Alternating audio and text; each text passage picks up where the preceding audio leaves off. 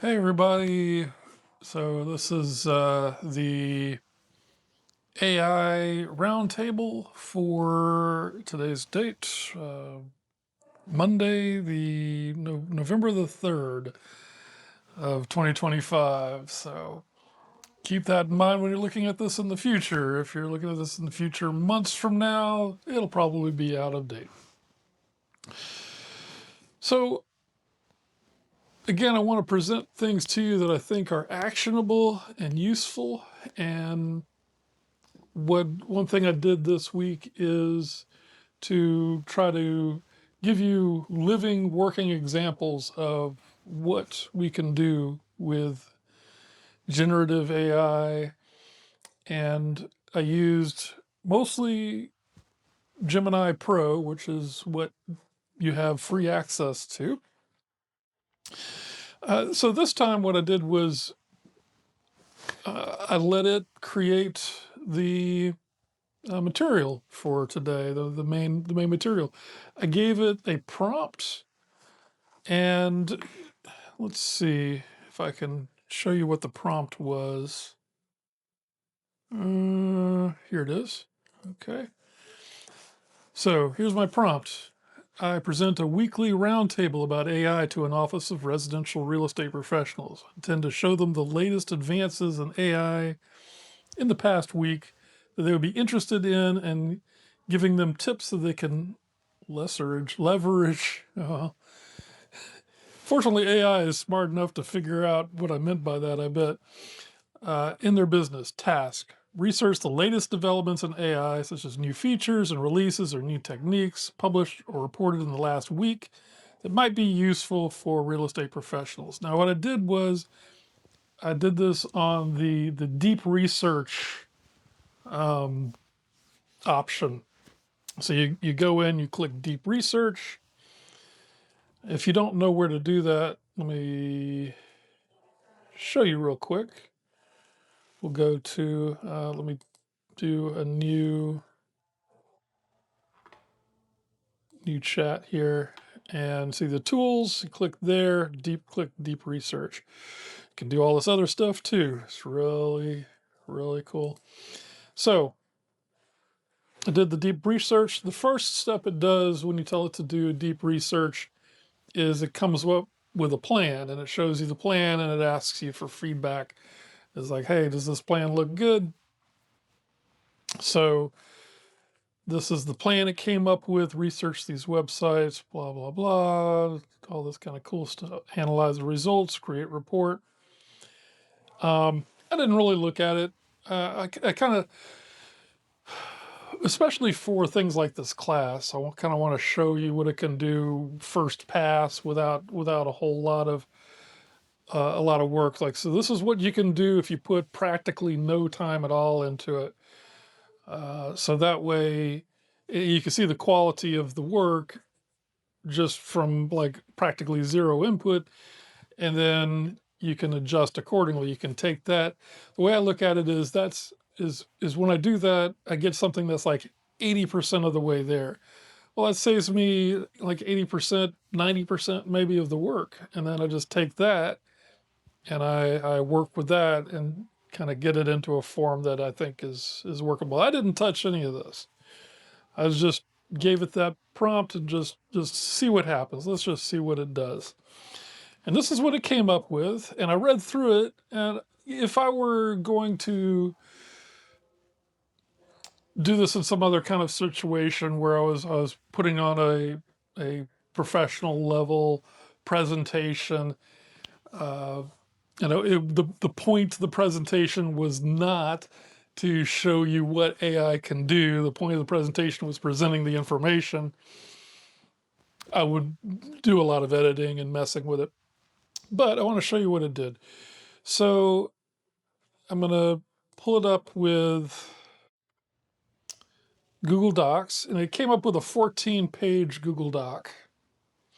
But it has a lot of really useful information. I'm not going to read the whole thing word for word, but I want to show you what it's got, and I'll put a link to this in the description. So if you wanted to take a look at the information it's got. Okay, so there is, so looking at, so this is a survey that basically shows that there's a lot of adapters, adopters of AI in the commercial field, like me. Not so much. Only 5% of them have achieved their AI program goals. Well, uh, individual agent level adoption is tepid. 46% are not using it at all. 17% have no plans to start in the next 1 to 3 years. So so a lot of people aren't using it, and I can understand the reasons why.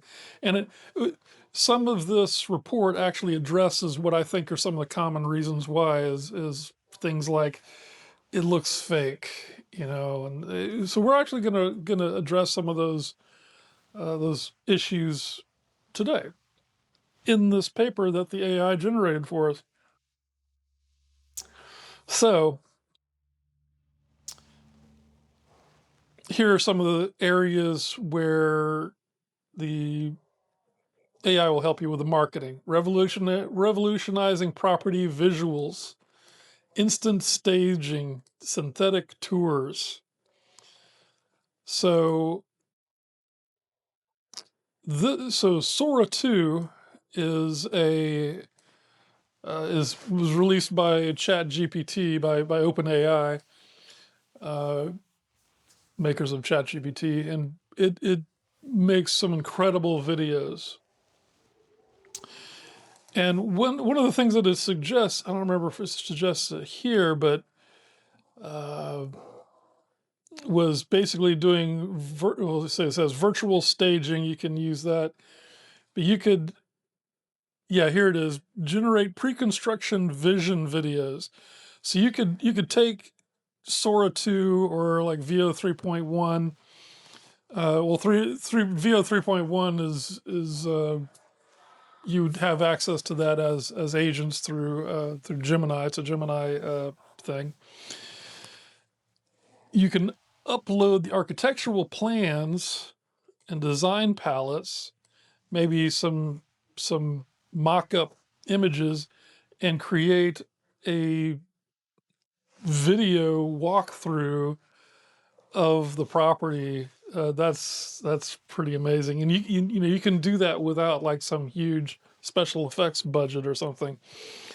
Virtual staging on demand, creating dynamic neighborhood tours. Okay, instead of using stock footage. So that's one area that it helps out, is with the visual stuff. The next one is crafting compelling narratives at scale, basically having it create copy for you. So here's some actionable leverage for agents. So listing descriptions, personalized video voicemails. You can do a high quality clone of your voice. I've seen these where you can do a video clone of yourself doing videos.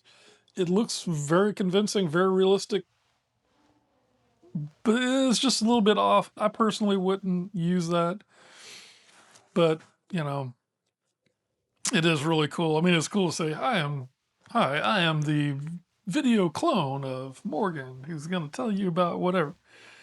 I could do that. I just, so here is, it talks about some of the problems that it causes. Recent commentary, real estate publication says AI fakes could erode trust in real estate marketing. When consumers can no longer be certain if a photograph has been manipulated or a video is entirely synthetic, the trust will inevitably shift away from the content itself. The agent's personal brand and genuine connection become the ultimate currency. So the most successful agents will not use AI to feign authenticity. They'll use it to automate the polished, perfect marketing, thereby freeing up invaluable time to double down on authentic personal engagement. So that's a repeating theme in some of the things that the AI generated for us, is that use the time that is freeing up in order to connect genuine connections with other people. So that's what you're. So instead of the time that you would have spent writing copy and making perfect pictures and all that, let the AI do that, but then get on the phone, talk to people, meet them, go do networking events, things like that. Agentic assistant, so supercharging productivity and client service. It's an AI research partner, mastering market analysis and due diligence. So here's what you can do with that: automated comparative market analysis, effortless due diligence, client question concierge. So this is, you have your AI window open on your computer. Someone calls you, complex question. What are the pros and cons of school districts in the area, including public and private options? Well, let's see, Mrs. Client. Huh. And have Google Gemini generate while you're on the phone with them, pulling that information together for them, and then emailing it to them. I mean, it's intelligent lead qualification. So you can create a skill like in Claude, or you can use something like Zapier or something like that. When a new lead arrives from Zillow, check their contact information, send them a welcome packet, create a task for me to call them, etc. Automated scheduling, stuff will tie into your Gmail and your calendar. Transaction coordination. This is one of my favorites. Use a workflow builder to create a simple AI agent that monitors key dates in a transaction. The prompt could be, create a workflow for a real estate transaction. 10 days before the inspection contingency deadline, email the client and inspector to confirm the appointment. 7 days before the loan commitment deadline, email the lender for a status update. I mean, come on, this is awesome. So the strategic imperative, navigating the real estate landscape. Okay, guys. So the AIs tend to have a writing style that you can really, after you see it enough, it's like it really sticks out. One of the things AI loves to do in their writing style is something something else. So it loves that, and it also loves like, it's not just X, it's also Y. So you kind of get this right here. Agents must move beyond simply must do, instead of doing this, do this. It's not really a good example, but anyway, after a while, it's like it sticks out, and it's like, but that's what you're there for. You edit that stuff out, or at some point, I could show you some prompting techniques that can help reduce that tendency for it to. The AI can find its own cliche. You can basically do a separate prompt, have the AI first generate stuff, and then take what it generates, put it through another prompt saying critique this for its cliches and suggest changes. Now make those changes, you know. So there are some techniques that you can use to reduce that. I didn't use any of those techniques, obviously. I just was quick and easy. Just what does it come up with? No editing, no complex prompting. So open source fine-tuning on device processing. So Apple just released the M5 chip so their phones are going to have some really good processing on AI processing on the phones. The latest from Google, the Pixel, their latest Pixel. I want one so bad. The latest Pixel has built-in AI processing. That's really great for a few reasons. One is it speeds things up because it's not sending stuff out, processing it, sending it back to you. Second is privacy. If it doesn't have to send it out to someone else and send it back, you know, it stays all on your device, then it's private. It's not being broadcast to, you know, Big Brother Google or whatever. So, and here's where the AI talks about the trust dilemma, leveraging AI without losing authenticity. So, but it has some really good things to say about this. The rise of AI fix can, you know, reduce trust in real estate marketing. And here are the best practices. And this is, when I read through this, like, oh, this is some really good stuff. So first, practice radical transparency.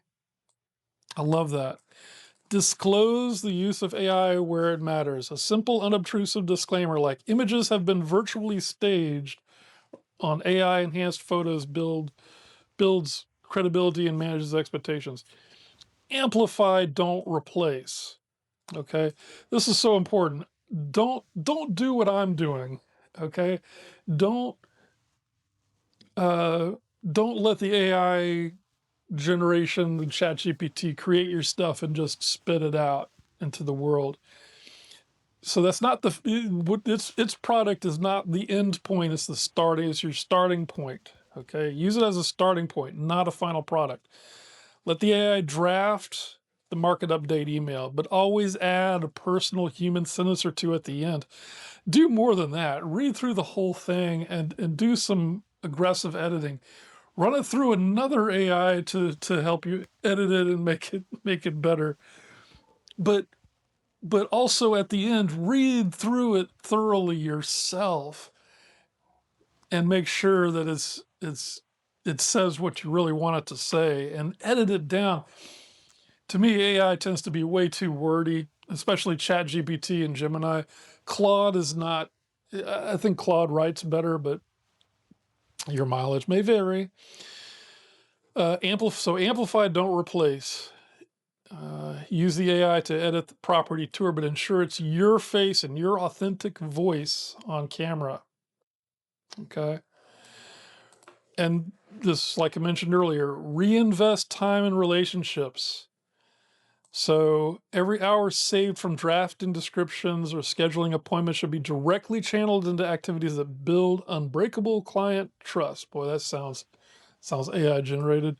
Build unbreakable client trust. So that's another sign of AI is they throw in a lot of extra adjectives that, you know, anyway, the normal people wouldn't put in there. So the future of the profession may lie in extreme specialization. An agent can now use a custom-trained AI model to become the undisputed expert in a highly specific market segment. So, you know, that could be a blueprint for implementation. Your AI-powered something else. Your blueprint for implementation. Your AI-powered practice in 2026. So here's something I thought was interesting. This AI tech stack, it gives a table of all of these things. So this is why I want to make this available to you so you can look at this yourself. Visual marketing, what the tool is, its key feature, primary use case. So Streetco UK AI photo editor instantly prepare professional photos for any listing. OpenAI Sora 2 create vision videos for new buildings. Runway Gen 3 quickly prototype and refine video content. All right, so copywriting and comms. Anthropic Claude.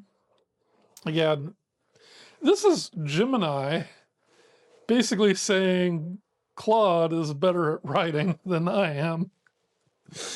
Not me. I mean, Gemini is saying that. So Anthropic Claude Haiku 4.5. So 11 Labs. 11 Labs is a sound company, so it's high fidelity voice cloning and text to speech. So you could with 11 Labs you can create your own voice, so you can have text being read in your voice and stuff like that. Create personalized audio messages or voiceovers for video content that use your own voice. I don't know, but just use your own voice. It's not that complicated if you're reading from a script. I don't know, so I haven't really got into that. Perplexity Comet for market research and analysis. I think Perplexity is a great research tool. I mostly use Gemini because I've got it. It's free.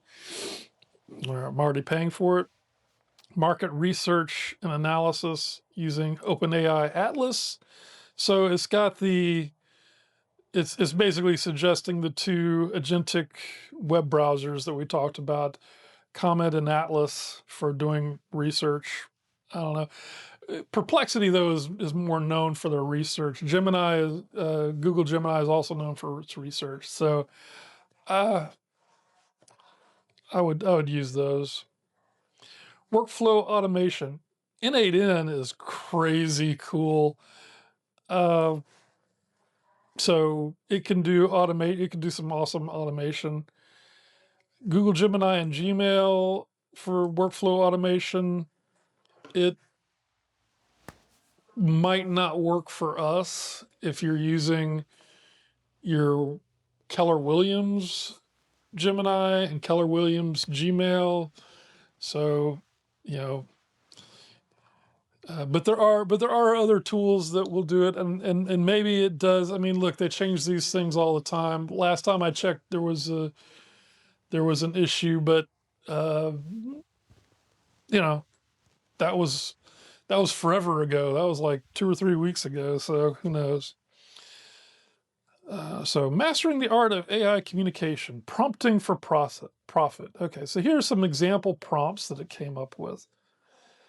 Example prompt for listing description. And so again, prompting is all about, and I think it says it pretty here, crafting clear, detailed, context-rich instructions. And if you get stuck, the AI is really good at understanding how to give itself instructions. So you can always ask it, what's the best way? That was the prompt I left with you with last week. How do I improve this prompt? What's the best way to accomplish this prompt? But here are some example prompts. Example prompt for market analysis using Perplexity. Future-proofing your business, a framework for continuous adaptation. So this is just some advice on how to stay on top of AI. Cultivate an AI-first mindset. Before defaulting to a manual process, reframe the problem by asking, how can an AI assistant help with this first? I struggle with this. It's usually a while. It's like, oh, wait a minute. Even though I'm the AI guy, I'm still like, oh, right, I could use AI to do this. I do not think of it first. Um, and I'm not really sure that I should. I don't know. I've got mixed feelings, as I'm sure a lot of you do. This whole AI thing. I mean, I'm just riding the wave. Philosophically, it's like I've got a lot of problems with AI, but it's here, and my philosophy is I don't want technology. I want to master the technology that's available to me. I don't want it to master me, you know. So that's just, I want to be on top of it. Embrace the pilot project approach. There's a lot of free and freemium platforms for a risk-free environment for experimentation. Try stuff out. Run small, measurable pilot projects on real-world tasks. Track the time saved on the tangible improvements. Stay systematically informed. Dedicated 30 to 60 minutes each week to review updates from key developers. There's two podcasts that I listen to. They're daily podcasts with half an hour podcasts every day. So I spend like an hour a day listening to the latest developments. I don't think you really need to do that. I think you can just watch this half an hour a week. So, okay, so there's all the research. All right, so now I want to tell you the second thing I did was there was an option here to create web page. I was like, oh, okay, let's see what happens there. So I created a web page. So I took that report, that 14-page report, and I told it create a web page. And this is the web page it created: AI Weekly Briefing, real estate, and it's got all these. I can go to leads and clients. Here's week's big news. And actually, it brought in a lot of stuff that the 14-page paper didn't. It's like a completely different. I don't know why I did this. I thought it would take the 14-page paper and turn it into a website, a web page. It didn't. It researched stuff again and created a new web page, and it's like less information but different. So Zillow is integrating directly into ChatGPT. I think I may have mentioned this before. ChatGPT has apps in their app, so you can go to ChatGPT, and now you can go to Zillow through ChatGPT, so you can like prompt to go to a Zillow search, and that's what we're competing against as agents. But maybe pay to advertise on Zillow. I don't know. Listing and marketing. So here's some tools. It mentions Nano Banana. Nano Banana is awesome. There's the subtle manipulation, ethical gray area. A November 2nd report from Futurism. Futurism notes a huge uptick in AI being used to alter listing photos beyond simple virtual staging. Repainting walls, refinishing floors, removing grime, cracks, or clutter, altering landscaping. I ran Nano Banana to like, okay, change the landscaping of this to make it look nicer. Ooh, it did. But and so you wouldn't want to post that as a listing shot to show, because it should show what it looks like. But you could put it in advertising, maybe with a big headers like here's what it could look like with a little bit of TLC, something like that. Productivity and learning. There's a new book by Kevin Hawkins, just hit number 3. The Real AI Guide for Real Estate Agents. So specifically designed for the 32% of realtors who haven't started using AI. Not a tech blog, but a practical step-by-step playbook. If you're in the I don't know where to start camp, it's a good, okay. So it is a resource. I'm not vouching for it personally. I don't know. It's, you know, it's something available you might want to look at. Okay, we are out of time, but I did want to share one more thing with you. I wanted to share with you, well, yeah, this is it, isn't it? Yeah, okay. Let me kind of like make this, get these things out of the way. Okay. So I kind of wanted to show you how I use AI in what I do for video production. So this is my entire workflow for video production. This specifically for commercial real estate videos that I do every week. And I just kind of want to show you, and you'll see it's a lot of back and forth using AI, me doing stuff, using AI does stuff, I do stuff. So it's like kind of a back and forth. So first step is Gemini Pro. I have it search for ideas and present options. I choose an option and I have it prepare an outline based on that option. Here's the prompt I give it. You'll see it's got context, persona, primary directive, its instruction, definitions, content. So basically I'm having it doing a lot of research and putting it into content buckets. So I'm looking for one of three kinds of videos. I want to do either a market watch, an opportunity zone where it's about future growth, new developments and stuff, or an advisor's corner that are leveraging, they're evergreen and leverage my unique attorney advisor background. Okay. Output format, I tell it this is what I want the output to look like. Rules and constraints, focus exclusively on topics relevant to commercial, not residential real estate. Okay, so it has a bunch of those. All right, so I get an outline of what I want to do. Then I do speech to text. I take the outline and I just talk through it. I just say this, so I just, as if I were doing a presentation. And so these are the things that I want to say about it, and I just say them in my natural voice. While I'm talking, an AI is turning all that speech into text. So then I take its text and I edit it myself. So I clean it up. That's text editor, I clean up the script.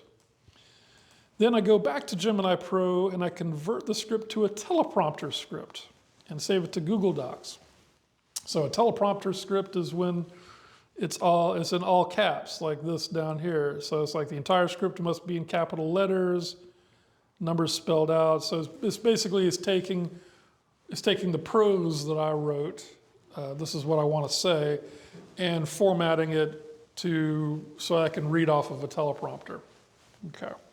Goes to Google Drive, because Gemini, you can just save it to a Google Doc. So now it's a Google Doc. I go to Google Drive. I put the Google Doc in the Nano Teleprompter folder. The Nano Teleprompter is what I use on my phone to record stuff, and it syncs up with Google Drive. It has its own folder in Google Drive. If you put anything in that folder, it goes to Nano Teleprompter. So then I have, these are my settings that I use. I set it at speed 10. 10 what? I don't know. 30 size, again, 30 what? 30 point, whatever, I don't know. But those are settings in there. I set it for 10 and 30. I set the window at about half the screen. So if I'm looking at my phone, so it's like if this was my phone, my camera lens is right here, right? I make the teleprompter script fit right here. So when I'm looking at my camera lens, I've got the prompter text scrolling right here. So my eyes, so it doesn't look like I'm reading. You know, I could just look at the thing, I could see the text, and I'm just reading my script. So Nano Teleprompter, then I use Open Camera. The app is called Open Camera to shoot the video.